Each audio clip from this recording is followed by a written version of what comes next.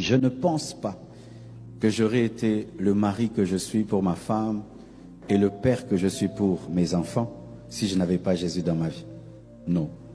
J'avais beaucoup de théories sur comment être un bon mari, un bon papa.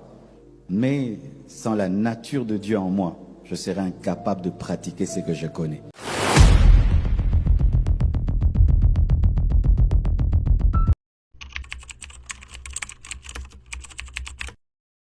Pour bâtir un mariage, méditez la parole de Dieu tous les jours. Pourquoi? Ça donne la sagesse.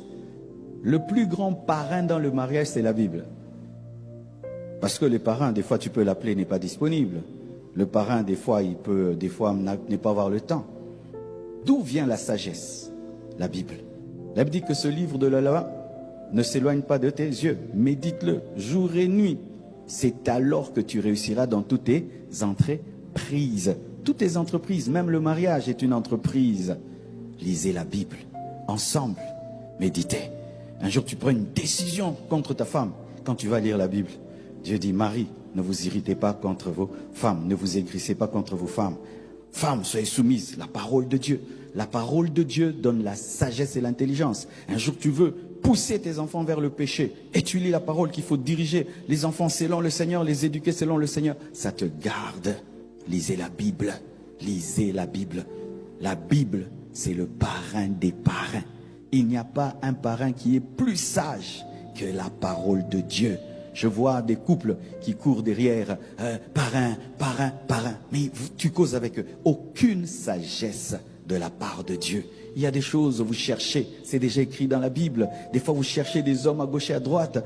C'est déjà écrit dans la Bible. Lisez les Écritures, comprenez les Écritures, méditez les Écritures et vous aurez la sagesse pour votre couple et pour vos enfants.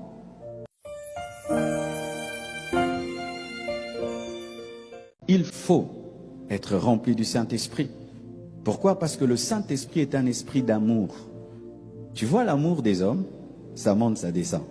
Un jour, tu vas te réveiller, tu trouves ta femme, elle est seulement bien. Demain, tu la trouves extraordinaire. Un jour, tu vois ton mari, waouh. Un jour, tu trouves c'est normal.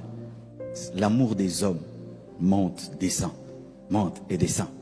Ça dépend de sa coiffure, ça dépend de son parfum, ça dépend de son habit de ce jour-là, ça dépend de. Mais l'amour de Dieu ne dépend de rien. Quand tu es rempli du Saint-Esprit, tu as un amour 4x4. Tu aimeras ton mari dans ses défauts, dans ses qualités, ta femme dans ses défauts et dans ses qualités, dans le haut, dans le bas, dans le meilleur et dans le pire. Mais sans l'amour de Dieu, provoqué par la plénitude du Saint-Esprit, tu aimeras ton mari pour ceci et pour cela. Et quand les pour-là ne sont pas là, ça disparaît. Demandez la plénitude du Saint-Esprit. Saint-Esprit, aide-moi à être un bon mari. Saint-Esprit, aide-moi à être une bonne femme. Quand viendront les enfants, Saint-Esprit, aide-moi à être un bon père, une bonne mère. La plénitude du Saint-Esprit te permet, quand ta femme te parle mal, ça ne te touche pas. Ton mari te parle mal, ça ne te touche pas.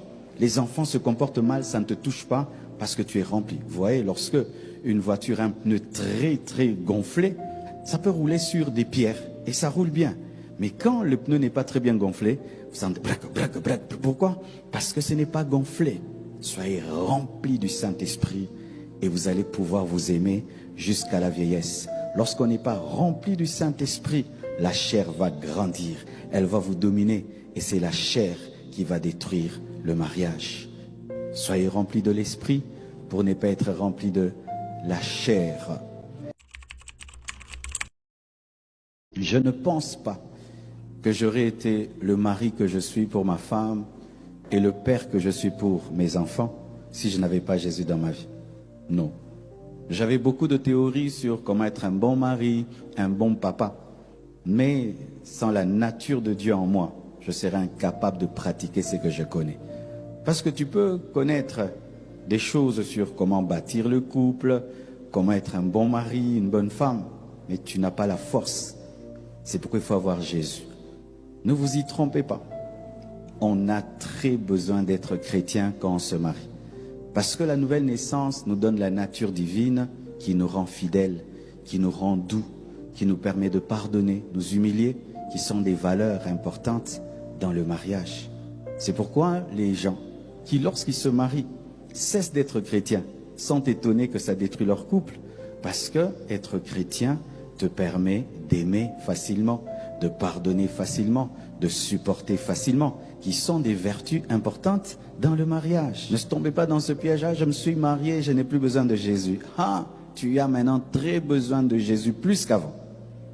Beaucoup de gens tombent dans ce piège-là. Il suffit seulement qu'il ait son mariage. C'est fini, plus besoin de Jésus. Waouh, dans le mariage, sans Jésus. En 2023, tu n'as pas Jésus. En 2023. Oh là là là là, quelle erreur. Vous avez besoin de Jésus. Le premier pas qui mène à un couple extraordinaire, c'est de donner sa vie à Jésus, car c'est Jésus qui a engendré le mariage. Le mariage n'a pas été créé par l'homme. Nous ne nous marions pas parce que nous aimons le mariage. Nous nous marions parce que Dieu veut qu'on se marie. C'est lui qui a créé le mariage. Et sans le Créateur, tu ne peux pas réussir dans la création. Alléluia, Jésus. Là où on parle, on ne se bat pas. La violence commence quand on ne se parle plus. On se tape quand on ne cause pas. Quand est-ce que les nations font la guerre? Quand on ne parle plus. Tant qu'il y a le dialogue entre deux nations, il n'y a pas de guerre. Tant qu'un homme et une femme parlent, il n'y a pas de guerre. Causez au lieu de vous chamailler. Et si vous causez, vous n'allez jamais vous battre. Il y a la guerre parce qu'on ne parle pas. Ta femme fait quelque chose de mal, comme elle a mouté maté, atamouté meza sanduku, sanza, nalinga kiteboe, nalinga kiteboe. Pourquoi? Tu m'as mal répondu, tu m'as mal parlé. Quand il y avait des visiteurs, tu as fait ça, ça m'a blessé. Parlez, parlez, ne gardez pas. Ou l'autre seulement remarque que tu changes des attitudes. Pourquoi tu changes des attitudes? Et l'autre côté, mais où changer? Et l'autre côté, et l'autre côté. Faut que comme un prophète, ayeba. Parole de connaissance, pas nous changer. Ne changez pas vos maris en prophètes, ni vos femmes en prophètes, prophétesses. Quand il y a un problème, parlez. Parce que si tu ne parles pas, tu vas agir. Mais l'autre ne sait pas pourquoi tu as agi. Ne pensez pas que l'autre toujours sait. Parce que des fois, toi, tu peux être blessé, mais lui n'est pas blessé. Un jour, un papa donne l'exemple. Lui, il a vécu dans une famille où on se fait des blagues et des blagues blessantes. Ils ont grandi comme ça, des blagues. Hey, yo talamoutou, hey, yo talaboui. Dans leur famille, ça fait rien. Maintenant, la fille, là, elle a grandi dans une famille, il n'y a pas de blagues pareilles. Un jour, il dit à sa femme, yo pinza sobe. La fille. Lui, il a continué parce qu'il est habitué comme ça. Dans leur famille, on parle comme ça. Et puis, il a remarqué que sa femme était mal à l'aise. Mais pourquoi tu es comme ça? Il dit, tu m'as dit que je suis Zoba. Oh, mais Zakana Lobakika. Oh, Obaki, c'est les sous. Tu as grandi d'une certaine manière, l'autre n'a pas grandi d'une certaine manière. Il y a des choses qui sont graves pour toi, qui ne sont pas graves pour l'autre. C'est pourquoi tant que tu ne le dis pas, l'autre ne sait pas. Et tu peux croire que l'autre trouve que c'est grave, alors que lui, dans son éducation, ça passe. Il y a des gens, si tu reviens en retard, tu dois dire, je serai en retard. Mais d'autres, même si tu reviens en retard, tu n'as pas besoin de dire, parce que chez vous, à la maison, même si tu rentres à 1h, 2h, papa ne te posait pas des questions. Mais chez eux, à 18h, si tu vas venir à 19h, tu dois dire je serai en retard. Maintenant, si toi, tu es habitué, tu as cette éducation-là, tu rentres tard, tu rentres seulement, ça va, je peux manger. Mais elle te regarde. Elle attend que tu dises, excuse-moi, c'est. Et puis tu commences à manger. Et puis elle dort en boudin. Oh, boudin, le gamonini. Parce que elle, tu ne peux pas venir en retard sans prévenir et sans dire pourquoi. Mais pour toi, c'est normal parce que depuis que tu es enfant, les parents ne demandaient pas des comptes. Chacun de vous est différent et il faut parler. Tu dois apprendre à l'autre ce qui est bon pour toi et mauvais pour toi, ce qui passe et ce qui ne passe pas. Prier ensemble. Les couples regardent la télé ensemble, sont sur Internet ensemble. Rarement les couples prient ensemble. Et vous allez voir ce combat-là quand vous allez entrer chez vous. Satan vous laissera regarder la télé ensemble. Il vous laissera regarder YouTube ensemble. Vous agenouillez, main dans la main pour prier. Un combat spirituel. Vous savez pourquoi? Lorsque l'homme et sa femme se mettent ensemble devant Dieu, ils libèrent une puissance spirituelle extraordinaire. C'est pourquoi Satan n'aime pas que les mariés prient ensemble. Il aime qu'ils causent ensemble, qu'ils blaguent ensemble, qu'ils mangent ensemble, qu'ils regardent la télé ensemble, mais qu'ils ne prient pas ensemble. Priez ensemble. Un couple qui prie ensemble se sépare difficilement. Un couple qui s'agenouille ensemble se sépare difficilement. Parce que quand vous priez ensemble, si vous êtes en colère, Dieu va vous parler. Pardonne l'autre. Priez ensemble. 2. Allez prier dans la même église. Aujourd'hui, il y a des couples extraordinaires au Congo que je ne comprends plus. Le mari prie à la Compassion, la femme prie à Philadelphie. Non, non, choisissez. Ou vous deux à la Compassion, ou vous deux à Philadelphie. Mais l'un prie là-bas et l'autre prie là-bas. Non. Ici, on enseigne ceci, là-bas, on enseigne là-bas. Oh, mon pasteur, chacun son pasteur dans la maison. Non, non, non. Quand on se marie, on devient une seule chair. Je suis ici, ma main est ici, mon pied est ici. Maintenant, quand toi, tu pries dans une autre église, tes pieds sont ici, ta tête est ailleurs. Non. Et, qu'est-ce qui se passe? La femme suit l'homme dans son église. Alléluia. De la même manière qu'on quitte sa maison et on va habiter chez l'homme, lorsqu'un homme épouse une femme, c'est la femme qui quitte son église et qui suit l'homme. À moins que la femme soit déjà une grande servante de Dieu là-bas et tout. Mais normalement, la femme quitte et suit son mari.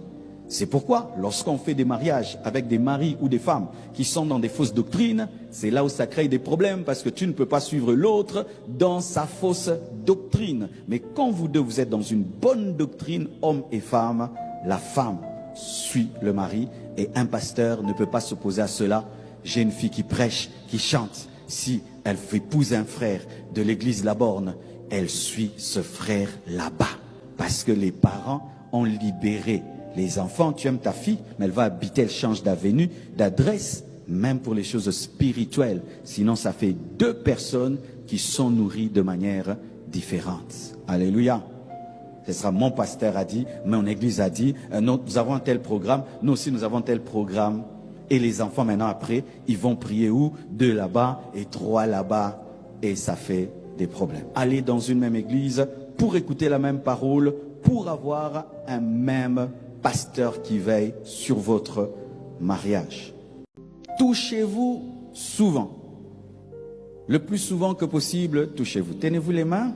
Vous voyez, ça devient rare dans les mariages. Quand on se marie, c'est touché comme ça. Vous voyez ça? Après 5 ans, revenez, je vais voir si vous allez vous tenir comme ça. Après 10 ans, revenez. Il y a des mariés qui ne se tiennent plus comme ça. Ça tu dis, Bounikou, je vous dis la vérité. Comme ça. Quand vous vous chamaillez, vous ne vous tiendrez plus comme ça. Quand vous ne vous aimez plus, vous ne vous tiendrez plus comme ça. Quand vous êtes dégoûtés l'un de l'autre, vous ne tiendrez plus comme ça.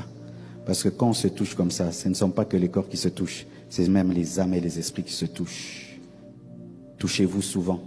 L'autre passe à côté de toi, tu le touches. Tu te réveilles, tu lui fais bisous.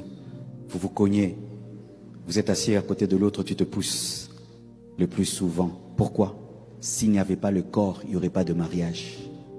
Si vous n'aviez que l'âme et l'esprit, sans corps, on n'allait pas bénir des esprits ici et des âmes. Si là on est là, c'est parce qu'il y a des corps. Et donc dans le mariage, prenez soin du corps. Les corps doivent se toucher. Parce que sans corps, il n'y a pas de mariage. Et souvent, nous les chrétiens, tellement qu'on est très esprit, très âme, lorsqu'on se marie, on oublie le corps. On prie, on jeûne, la parole. Mais on ne s'est pas marié pour ça. C'est le corps qui a fait qu'on se marie. C'est pourquoi les anges ne se marient pas.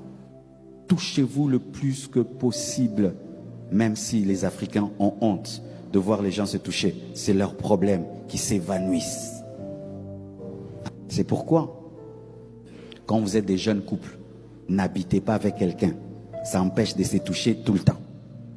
Vous deux seulement à la maison. À peine mariés, des gens qui commencent à venir, vous n'allez vous toucher que dans la chambre. Alors qu'on doit se toucher tout le temps quand on vient de se marier. C'est pourquoi je vous déconseille, à peine marié, oh ta sœur va te suivre, oh ton frère, sœur, attendez. Comme un roulage, je vous dis attendez. Attendez. Pour qu'ils aient la liberté de se toucher, parce que se toucher, c'est le ciment du mariage. Là où on ne se touche pas souvent, on se sépare facilement, parce que le toucher attache les cœurs. C'est pourquoi lorsque les couples ne s'aiment plus, leur relation intime commence à diminuer et diminuer et diminuer parce que l'amour diminue.